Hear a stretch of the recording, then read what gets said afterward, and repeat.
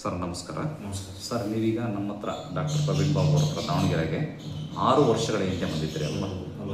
6 ವರ್ಷಗಳ ಹಿಂದೆ. ಅವಾಗ ಬಂದಿದ್ದು ಕಾರಣ ಲೈಂಗಿಕ ವೀಕ್ನೆಸ್ ಇತ್ತು, ಹೌದಲ್ರಿ? ಗಡಸ್ತನ ಕಮ್ಮಿ ಇತ್ತು, ಸ್ಟ್ರಾಂಗ್ ಆಗ್ತಾ ಇರಲಿಲ್ಲ. ಆಮೇಲೆ ಟೈಮಿಂಗ್ ಕೂಡ ಕಡಿಮೆ ಇತ್ತು, ಗಂಡ ಹೆಂಡತಿ ಸೇರ್ಲಿಕ್ಕೆ ತ್ರಾಸ ಆಗ್ತಾ ಇತ್ತು. ಅವಾಗ ಮದುವೆ ಆಗಿತ್ತಾ ನಿಮಗೆ? ಮದುವೆ ಎಂಗೇಜ್ಮೆಂಟ್ ಆಗಿತ್ತು ಅಷ್ಟೇ, ಹೌದಲ್ರಿ? ಅವಾಗ ನಮ್ಮಲ್ಲಿ ಮೆಡಿಸಿನ್ ತಗೊಂಡು ಹೋಗಿದ್ರಿ. ಮೆಡಿಸಿನ್ ತಗೊಂಡು ಹೋದ್ಮೇಲೆ ಅದೆಲ್ಲ ಪ್ರಾಬ್ಲಮ್ ಸಾಲ್ವ್ ಆಯ್ತಾ? ಗಡಸ್ತನ ಇಂಪ್ರೂವ್ಮೆಂಟ್ ಆಯಿತು, ಟೈಮಿಂಗು ಜಾಸ್ತಿ ಆಯಿತು.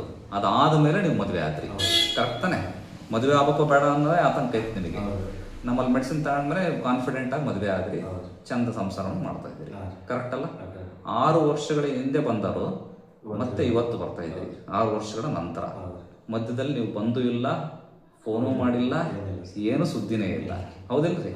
ಇಲ್ಲಿವರೆಗೂ ನೀವು ಏನೇನು ಸಮಸ್ಯೆ ಇಲ್ಲ, ಕರೆಕ್ಟ್ ಅಲ್ಲ? ಹಾಗಾಗಿ ಇವತ್ತು ಮತ್ತೆ ನೀವು ತೋರಿಸೋಣ ಅಂತ ಬಂದಿದ್ದೀರಿ, ಕರೆಕ್ಟ್? ಆಮೇಲೆ ನಮ್ಮ ಮೆಡಿಸಿನ್ ಏನಾರ ಸೈಡ್ ಎಫೆಕ್ಟು ಏನಿಲ್ಲ. ನೀವು 6 ವರ್ಷಗಳಿಂದ ಬಂದಿದ್ರಲ್ಲ, ಅವಾಗ ಎಷ್ಟು ತಿಂಗಳಿಗೆ ಕೊಟ್ಟಿದ್ದೆ ನನ್ನ ಮೆಡಿಸಿನ್ಸ್? ಒಂದೇ ತಿಂಗಳು ತಗೊಂಡು ಹೋಗಿದ್ರಿ. ನಾನು 4 ತಿಂಗಳು ತಗೋಬೇಕು ಅಂತ ಹೇಳಿದ್ದೆ ಅನ್ಸುತ್ತೆ, 3 ತಿಂಗಳು ಹೇಳಿದ್ನ.